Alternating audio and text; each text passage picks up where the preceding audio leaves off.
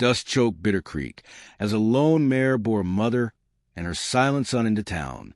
The Nevada sun, a pale and indifferent overseer, beat down upon the cracked earth where mining claims lay scattered like forgotten promises.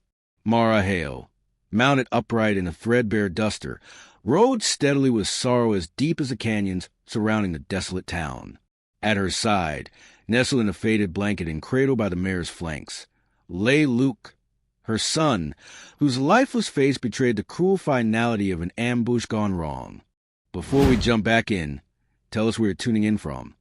And if this story touches your heart, make sure you're subscribed, because tomorrow I've got something extra special saved just for you. For miles, the desert wind had carried whispers of Mara's desperate journey, a mother fleeing with nothing but grief and the weight of lost dreams. Now, as Bitter Creek's sagging structures emerged, a crooked saloon, a spit-and-grind dry well, a few ramshackle shanties, Mara's solitary figure and her silent cargo drew the curious and the callous alike. The townsfolk, accustomed to transient wanderers and rough miners, regarded her arrival with a mix of sardonic amusement and hardened indifference. As Mara rode slowly down the main street, her eyes were fixed forward, blazing with steely light that contrasted the weariness etched upon her gaunt features. The mare's hooves beat a steady tattoo on the parched ground, each echo a prelude to the storm that churned inside her heart. The heavy scent of sagebrush and hot dust mingled with the faint aroma of stale liquor escaping from the open door of the local saloon. In that moment, Bitter Creek was more than a stop along a dusty trail. It was a stage where cruelty and compassion were about to collide. At the saloon's threshold, a group of weathered men and women, their faces etched in lines of hardship, paused their idle chatter. They exchanged sideward glances and erupted into sneering laughter as Mara dismounted with an air of dignified resignation. Their mocking voices carried over the dry silence. Look at her, riding with that dead child as if he were her only kin. The laughter, brittle and harsh, reverberated off the wooden walls like the crack of a whip, and yet it only fueled the quiet fury burning within Mara.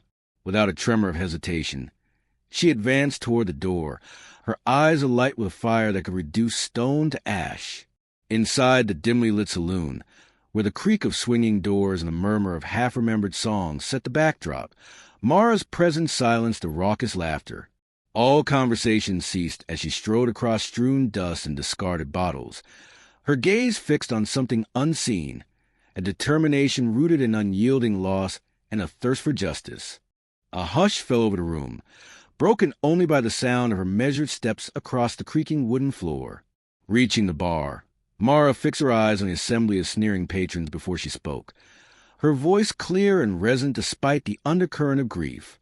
"Where's my son's killer?" she demanded, words sharp as a pistol's crack and laden with the weight a mother's love defied. The question echoed around the saloon like a death knell, silencing every mocking laugh that had dared arise moments before. The startled silence was pierced by a low, derisive chuckle from the far end of the bar, a sneer that belonged to a man in a threadbare coat, known in Bitter Creek as simply Colt. Rumor had it that Colt, a hired gun for a notorious saloon owner, had been seen in the vicinity of the ambush where Luke met his tragic end.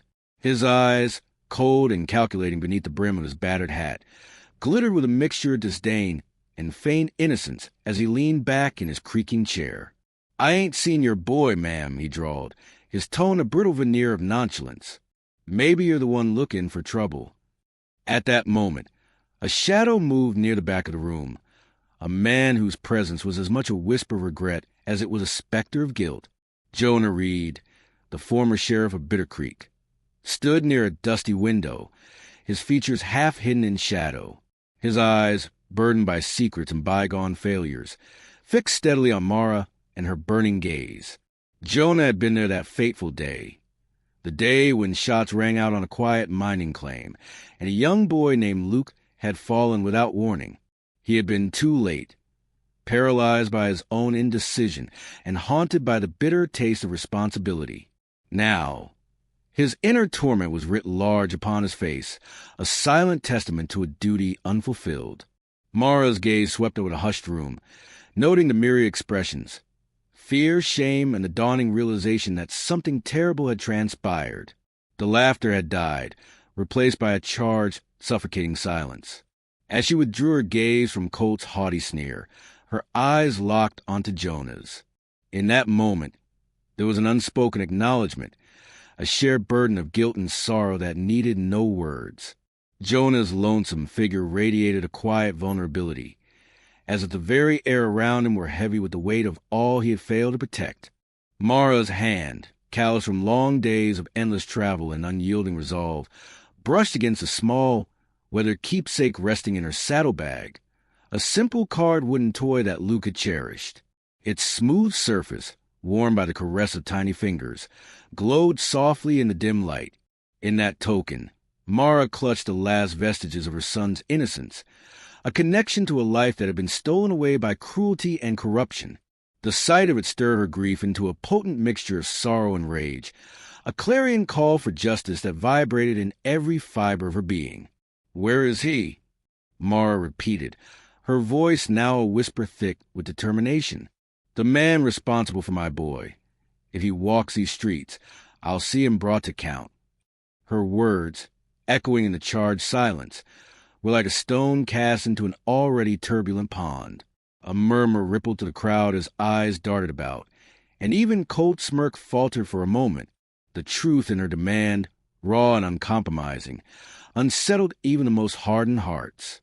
In the dim recesses of the saloon, as tension tightened its grip, Jonah took a tentative step forward. "Ma'am," he said softly, almost as though afraid to speak too loudly, I reckon I know more than I should." His voice carried a fragile note of remorse, and the room seemed to lean in, hanging on every unsteady syllable.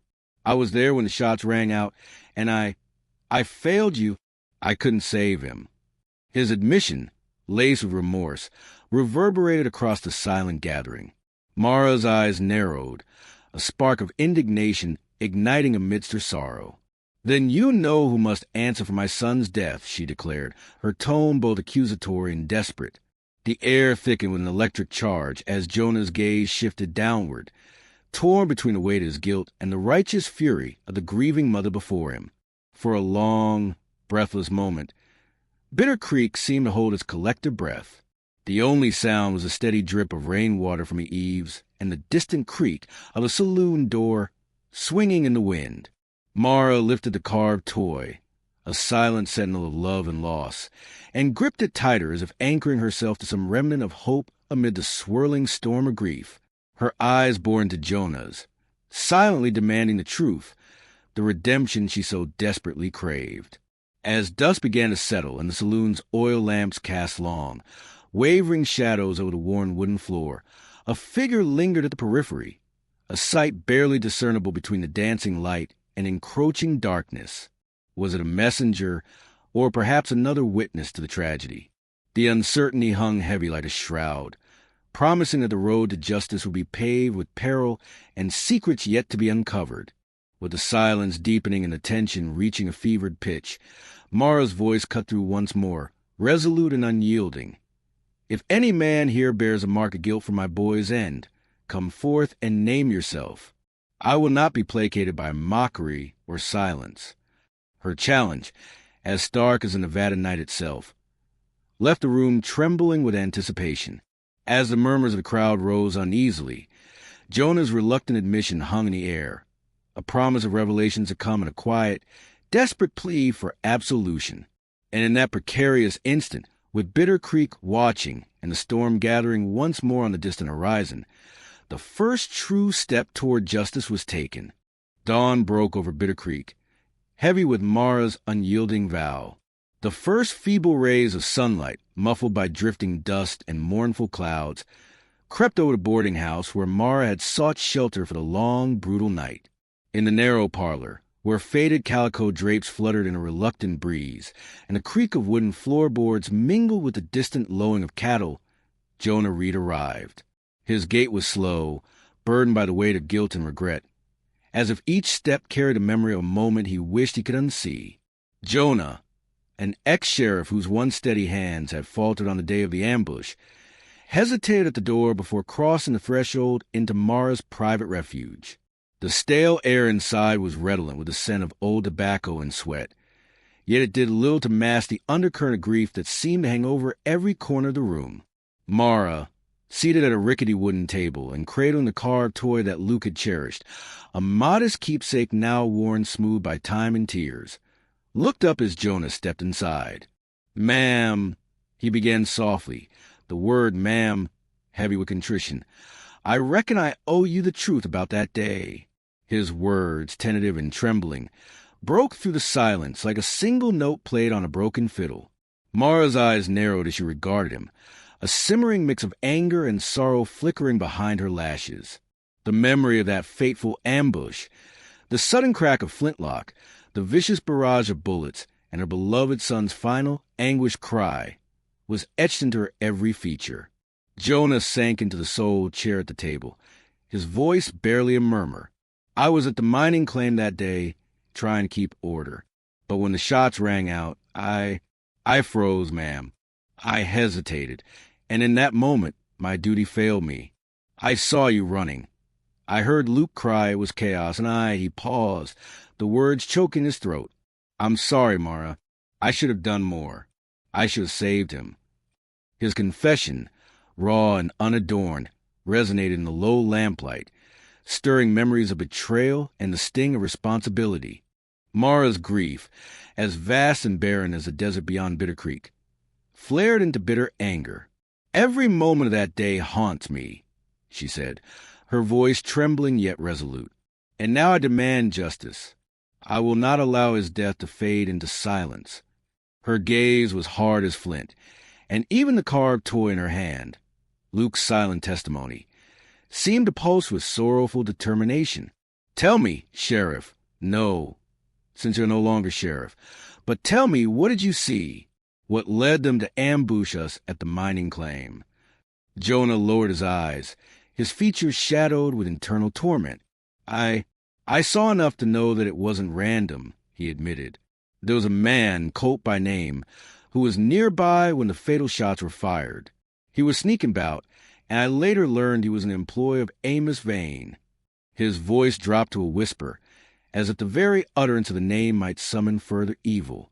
"Amos Vane, the saloon owner. He's been tight with the men who run these claims, always looking out for his own fortune. I fear that greed led to betrayal at the claim that day." Before Mara could press further, a sudden commotion outside shattered the fragile calm. Jonah and Mara exchanged a tense glance as the door burst open. A wiry young girl, no more than 8, with hands caked in the grime of hard labor, tumbled into the room. Her eyes were wide with a mix of fear and urgency. "Ellie," Jonah murmured, gently guiding her to a moment of calm. The child's voice, small and trembling, cut through the oppressive silence. I saw a man, Colt, I reckon, near the claim. He was sneaking close to the miners' shacks just as the shots were being fired." Her words, sparse and uneven, were laden with the terror of what she had witnessed. Mara's heart pounded in her ears as Ellie's testimony affirmed Jonah's confession. "You seen him, lass?" "What did he do?" she asked, her tone both harsh and desperate for clarity. Ellie's eyes darted nervously, as though the shadows themselves might leap up and silence her.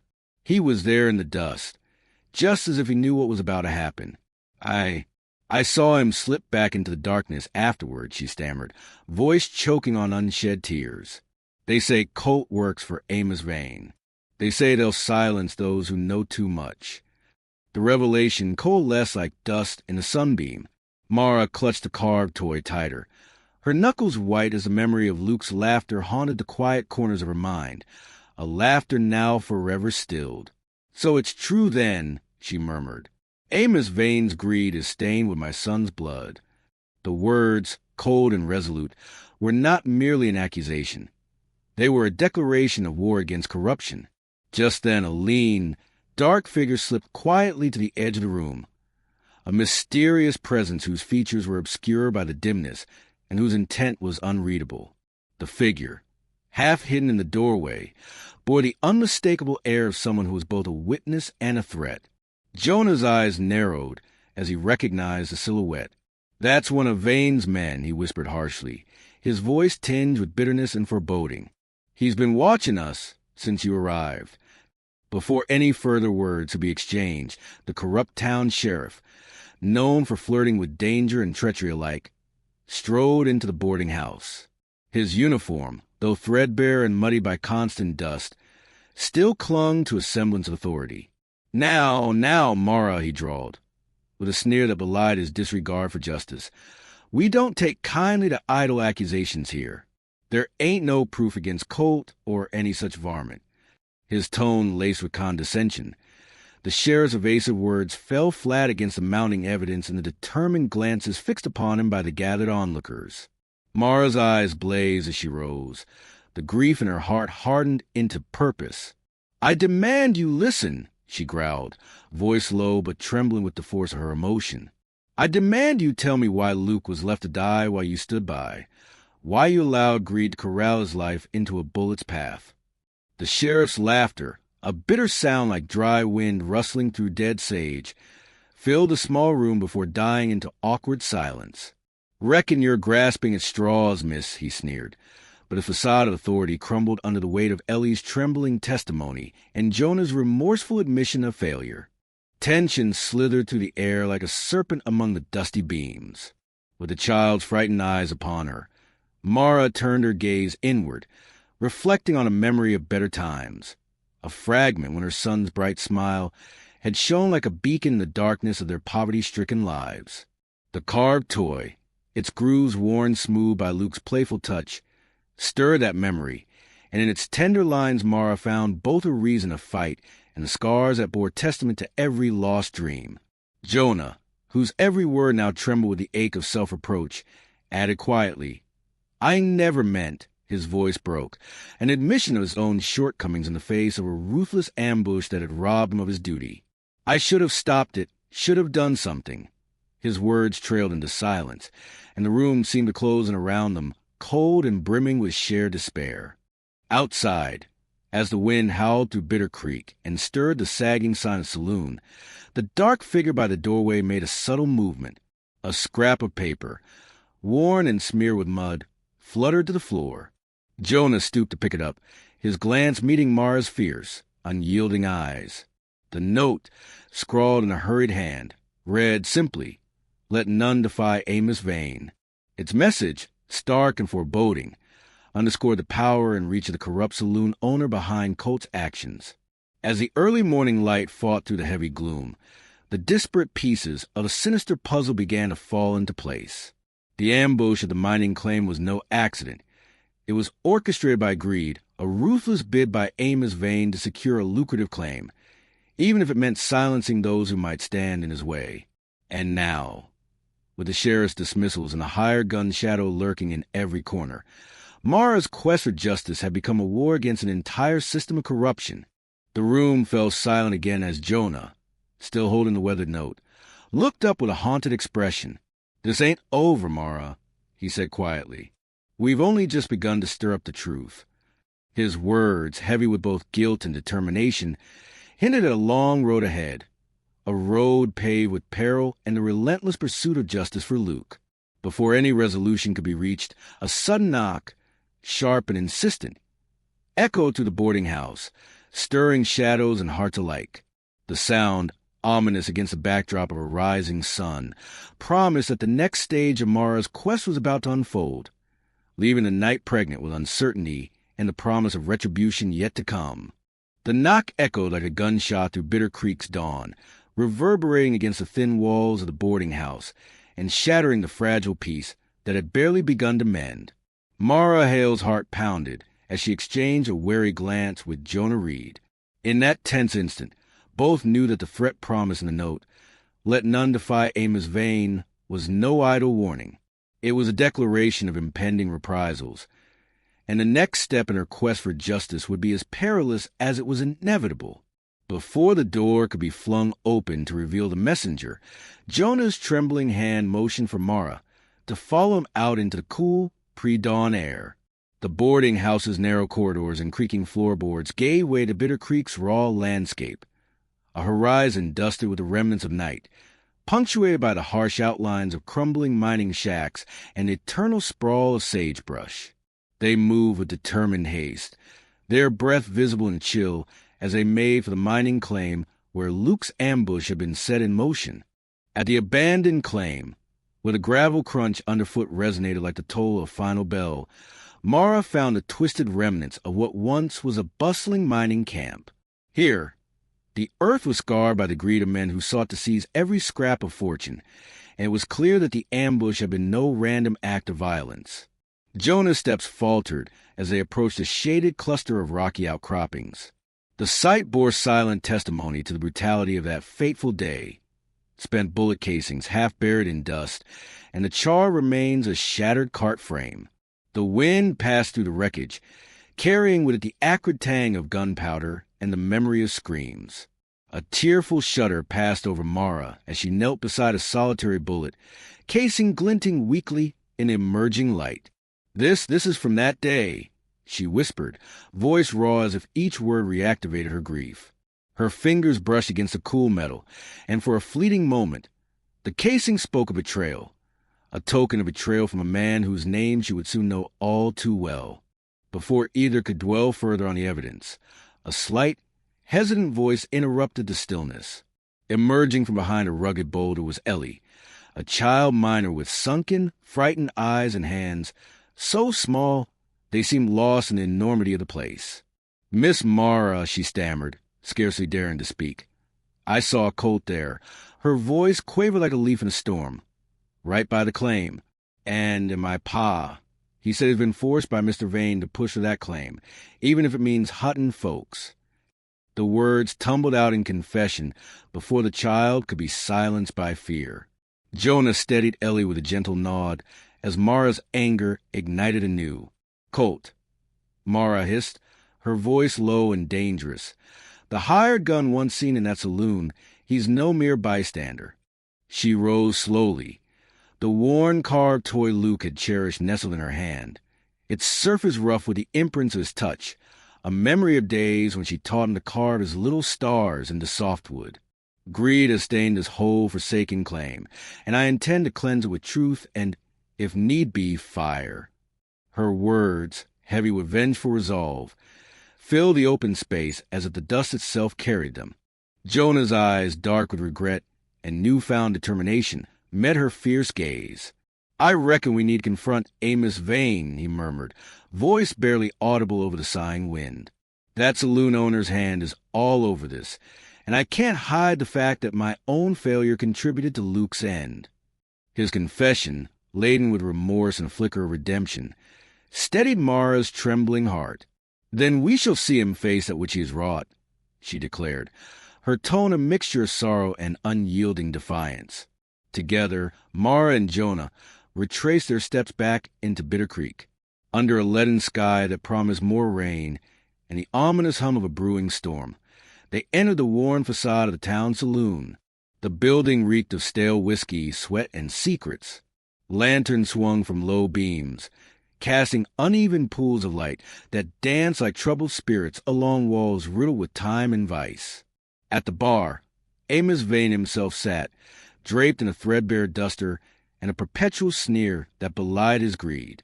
His eyes flickered at the sight of Mara, recognition and disdain mingling in their cold depths. Vane greeted them with a mocking arch of his brow. "Mara Hale," he drawled, voice oily and insincere, "I heard you've been prowling around a skin for trouble. Surely, no sensible lady intends to stir up a hornet's nest." His words were laced with challenge, and every syllable dripped with an arrogance built on power and exploitation. The room fell silent as patrons exchanged nervous glances. Even Colt, hovering in a shadowed corner behind crooked tables, stiffened as if wary of drawing his master's ire. Mara advanced, her boots echoing on the creaking wooden floor, and fixed her gaze on Vane. "Where's my son's killer, Amos Vane?" she demanded, voice trembling with pent-up sorrow and wrath. "Your hired gun, Colt. They made their profit off my grief, and it's high time you paid for this atrocity."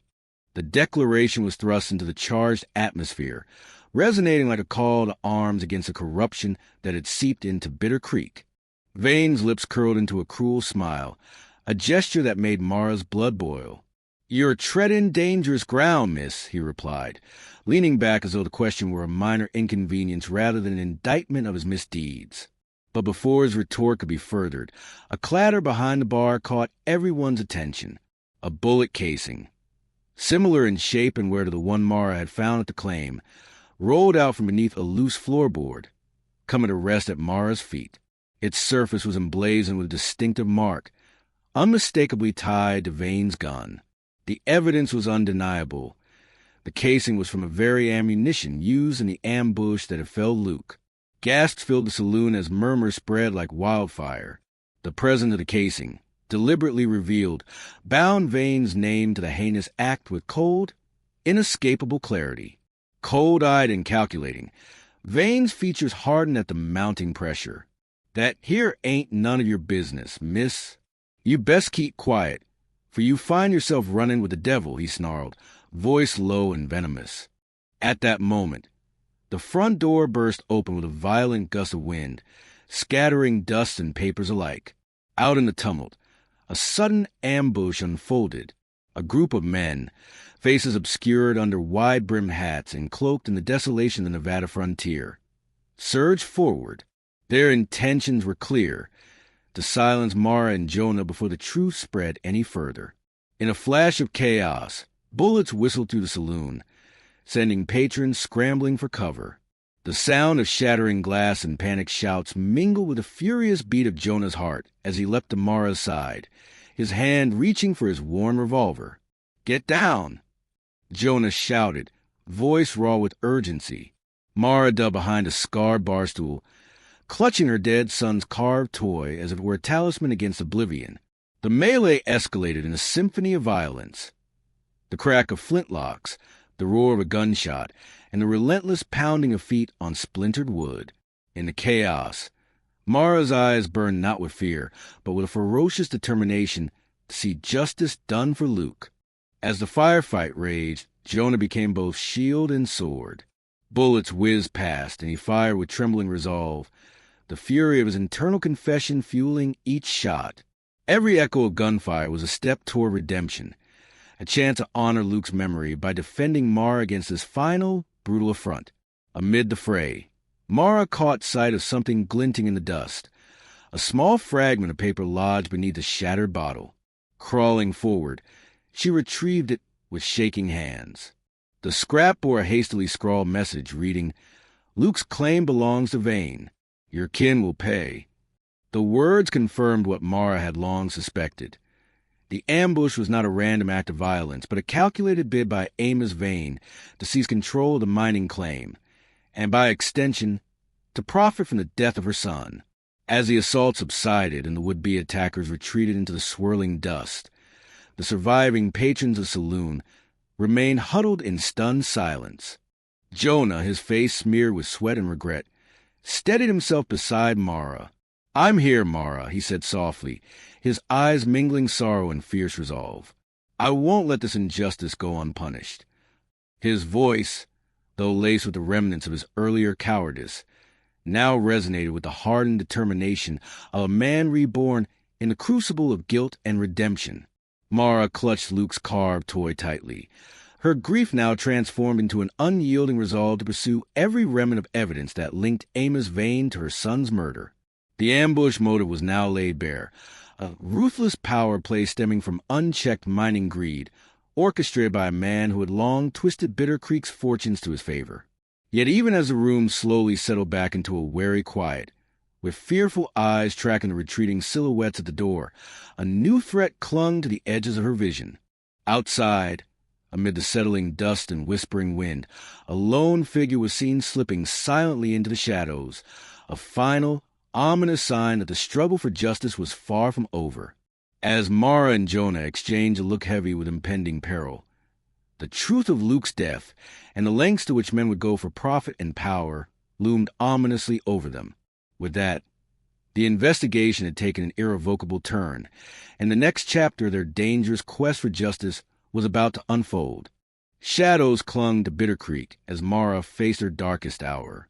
The heavy twilight, stained with bruised purples and deep grays, settled over the town square like a shroud. In that somber veil, a lone figure emerged from the periphery. A young miner, his face drawn and fearful, who had been coerced by Amos Vane and his cronies to keep silent. The miner, barely out of his teens and trembling in his threadbare shirt, was the first witness to break his imposed silence. I saw them, he stammered, eyes darting nervously as if the very darkness might devour him. I saw Colt and men from Vane's gang near the claim that day. My pa, he was forced to sign away part of his claim under threat. His words, delivered in hushed urgency, carried the weight of betrayal and greed that had marred Bitter Creek for too long. Mara's lips pressed into a hard line as she took the miner's confession, and Jonah Reed, still nursing the fresh sting of his personal guilt, stepped closer. "You're brave to speak up," he said softly, his voice resolute yet edged with regret. "We need your testimony." The miner hesitated, then nodded, and with trembling determination repeated, "Amos Vane wanted the silver vein in that mine. He knew Luke's claim was rich, and he planned the ambush to force out anyone standing in his way." The revelation hit Mara like a freight train. With this crucial testimony echoing in their ears, Mara and Jonah gathered their evidence. They had already secured 2 bullet casings found near the claim, each bearing the unmistakable mark of Vane's personal revolver and the disquieting note, "Luke's claim belongs to Vane," serving as a damning link between the hired gun's actions and the saloon owner's greed. The pieces of evidence, though fragmented, began to form a grim tapestry of corruption and calculated brutality. Their next step was inevitable. Under the roar of a settling storm, they strode to the Bitter Creek Saloon, a decrepit establishment that reeked of stale whiskey and sin, its walls scarred by years of neglect and secrets. By lantern light and the occasional flash of lightning that cut across the dusty, warped floorboards, Mara and Jonah made their way to the back of the saloon. There, in a secluded corner that had long served as Amos Vane's de facto office, they gathered a small crowd, the regulars, miners, drifters, and a few morally conflicted townsfolk, huddled in silence, their eyes fixed on the unfolding confrontation.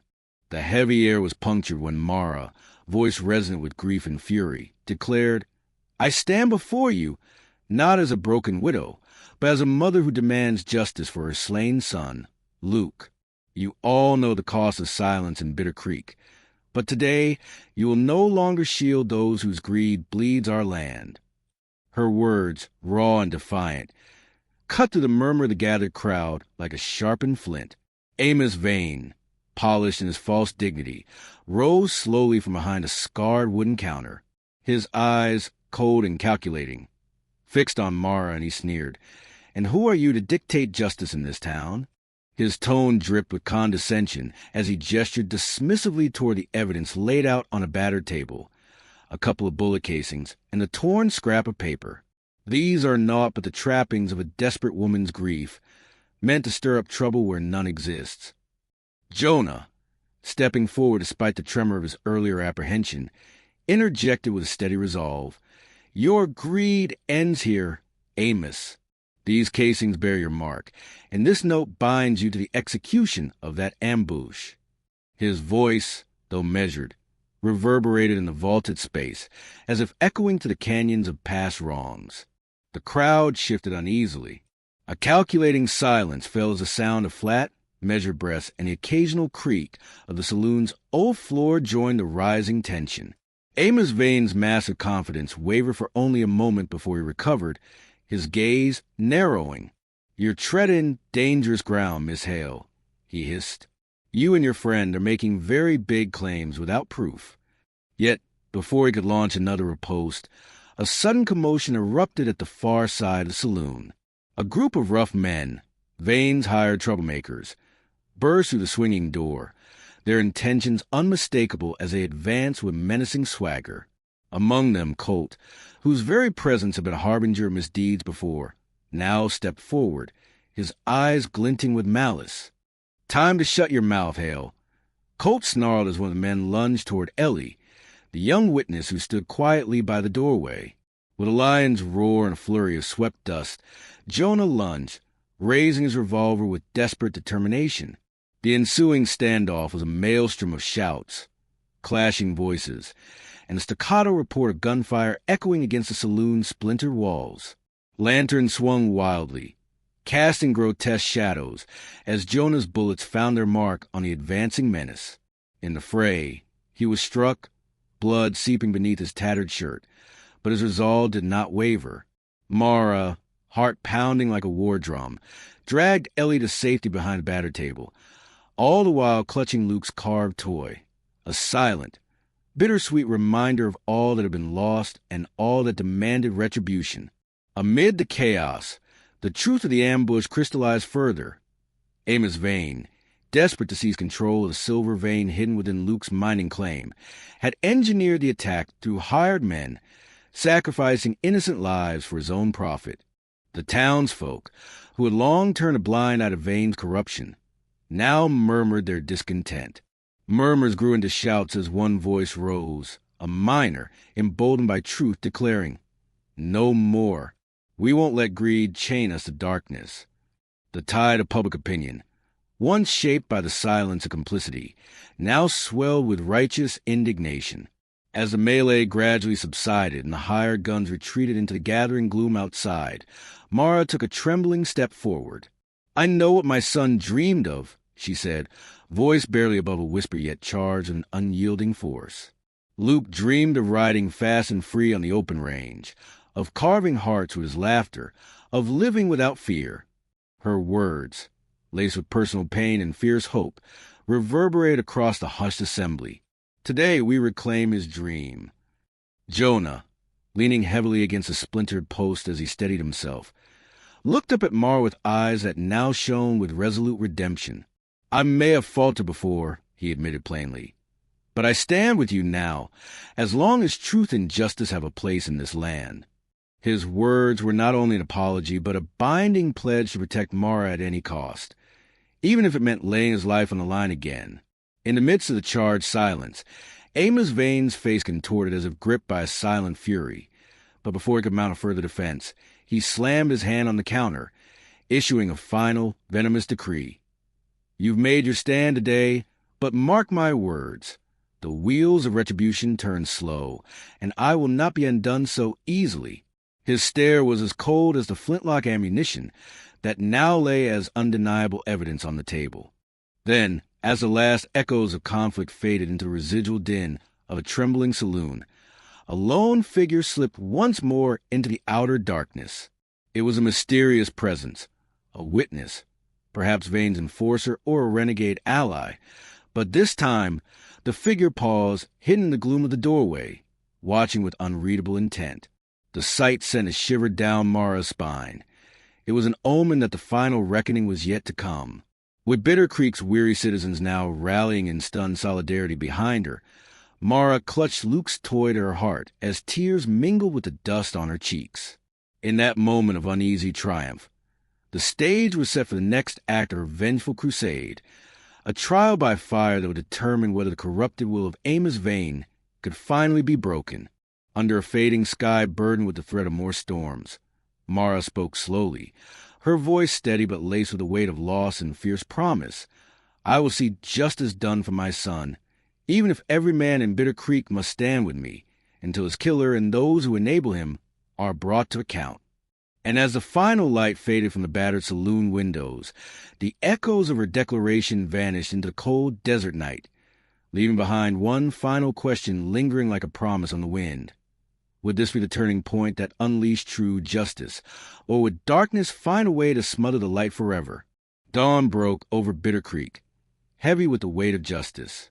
The desert sky, a canvas of bruised purples and smoldering oranges, cast long shadows over battered town square, and the open mining claim, where so much blood had been spilled. In this solemn light, Mara Hale stood before a gathered assembly of weary townsfolk and rough miners. Her eyes, rimmed with sorrow and steeled with resolve, met the expectant stares of those who had once hidden behind indifference. Today, the silence of complicity was finally broken. The mysterious figure from afore, now revealed to be Silas, a former enforcer for Amos Vane whose conscience had driven him into hiding, stepped timidly forward. His face was scarred and drawn, his voice low as he confessed, "I reckon I have sins to atone for. I was one of Vane's own, the man who once ensured his orders were carried without question. But I saw what they did to little Luke, and it broke something inside me." His admission fluttered to the charged air like a desperate prayer. Silas's words lent weight to the evidence Mara and Jonah had painstakingly collected. The bullet casings bearing Vane's mark, the hastily scrawled notes that condemned greed, and the testimony of Ellie and the miner who had dared speak under coercion. Jonah Reed, leaning heavily on a splintered post with a wound darkening his side, took a ragged breath as he addressed the crowd. "For years, I have suffered under the burden of my inaction on the day Luke died. I failed you, and most of all, I failed him, but no more." His voice, though weakened by pain, rang out with a fierce determination that seemed to electrify the very desert air. "Today, we will see that justice is done," he declared, the weight of his past transgressions clear in every syllable. "We're not here to let greed and corruption dictate our lives any longer." Mara stepped toward the makeshift court, her gaze fixed on Amos Vane, who had been cornered once more in the rundown saloon now commandeered for this final reckoning. Vane stood with a sneer that barely concealed his mounting desperation. His once commanding demeanor had crumbled under the town's collective scorn. Now, Miss Hale," he drawled, his voice trembling as he tried to muster his old bravado. "You're skinned for things that can't be undone. A mining claim is worth more than any idle grief you carry." But his words were met with a growing chorus of disapproval. The evidence was irrefutable, and the clamor for accountability was undeniable. A tense hush fell over the square as Ellie, the brave child miner, stepped forward. With tears glistening on her dirt-smudged cheeks, she recounted how her father, trembling with fear, had been forced by Vane's men to sign away part of his claim. "I saw Colt near the ambush, and I heard my pa beg for mercy," she said, voice wavering yet resolute. Her testimony, punctuated by quiet sobs, corroborated the damning evidence. And then a pivotal moment came. A small, glinting piece of metal, a bullet casing engraved with Vane's personal insignia, was presented. The casing, much like a shard of shattered hope turned into a testament of truth, sealed Vane's guilt in the eyes of the gathered crowd. As the murmurs grew into shouts, Amos Vane's defiance flared one last time. "You think this here evidence will ruin me?" he spat, his eyes wild with malignant fury. "I built Bitter Creek on more than these scrubby claims." Yet his protest fell flat as Colt, now visibly racked by conscience, stepped forward from the shadows. With a voice barely audible but laden with regret, Colt confessed, "I'm done running. I did what I was paid to do, but I'm sick of it." His words, a tremulous admission of betrayal, extinguished any hope Vane had of evading justice. Vane's face contorted in a final mixture of rage and humiliation as lawmen, emboldened by the townsfolk's support in Jonah's stern command, advanced to arrest him on charges of murder and extortion. In the midst of the commotion, Jonah staggered as a fresh bullet grazed his shoulder. His hand clutched at the wound in bitter agony. Yet he continued to stand firm for Mara. "Justice for Luke," he muttered, voice hoarse but resolute. The crowd, once divided by fear and complicity, now roared in unified outrage. Bitter Creek was awakening from its long, shameful slumber. With Vane in custody, the townsfolk began to gather in somber clusters around Mara. They whispered amongst themselves, some with lingering doubts, yet most with newfound determination to overcome the corruption that had plagued their community. As a sign of collective redemption, the town's elders and miners agreed to hold a formal inquest into the events that had led to Luke's death, ensuring that his killer would be seen to face the consequences of his vile actions. Later that day, in a small clearing at the edge of the mining claim where Luke had once dreamed of riding free, Mara arranged a quiet burial. The sky above, a bleak expanse slowly yielding to muted light, bore witness to a final farewell. Kneeling in the dusty earth, Mara opened a small, battered wooden box that contained the carved toy, a piece of Luke's innocence that had once been his constant companion, and placed it gently on a mound of freshly turned soil. You always dreamed of the open range, my little one, she whispered, voice trembling as though the wind itself might carry her words to his eternal slumber. May your spirit ride free, unshackled by the greed of men.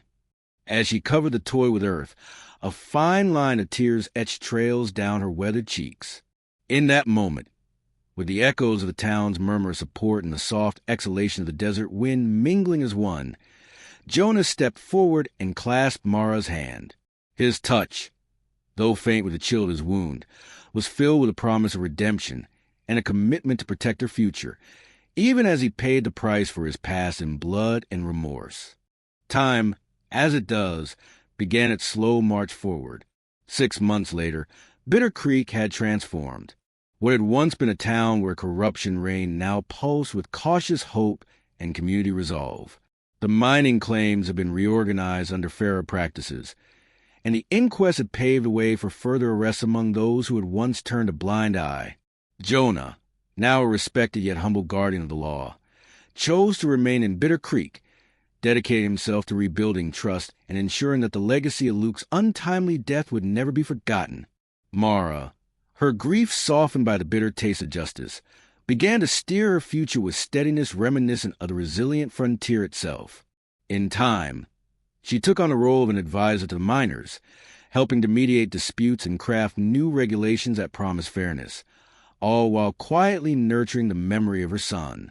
Often, under a sky lit by countless stars, she would hold a carved toy in her hand and speak softly to it, as if still conversing with the son she had lost, reaffirming his dreams and her own newfound strength. That final evening, as twilight deepened over Bitter Creek, and the warm glow of lanterns bathed the town square, Mara walked slowly amidst a gathering of supportive townsfolk. Their eyes, once cold and mocking, now shone with quiet solidarity. In a final, subtle gesture of hope and renewal, she led them to the old mining claim, where she and Jonah had gathered the evidence of Vane's vile crimes. There, amidst the whispering wind and the soft rustle of dry sagebrush, she declared, "Let this be a new beginning, a testament that in our land, every unjust death calls out for justice, and every tear can water the seeds of change." As she spoke, the townsfolk murmured agreements, and Jonah's steady presence by her side lent strength to her words. In that fragile yet potent moment, Bitter Creek was reborn, scarred yet unbowed, a community determined to honor the memory of a child who had once dreamed of an endless horizon. The promise of a better tomorrow now glimmered on the horizon, yet as Mara looked up, the last vestiges of dusk fading into a hopeful night sky, a final ripple of unease stirred, a distant sound on the edge of the gathering. Was it merely the wind's lament, or did another shadow move, biding its time? Mara's eyes narrowed imperceptibly, and Jonah tightened his grip on her hand. In that lingering pause, as Bitter Creek held its breath with promise of justice and potential of a renewed community, the future hung delicately between the weight of the past and the light of tomorrow, a reminder that while darkness may always linger, hope, when nurtured, could bring forth the dawn.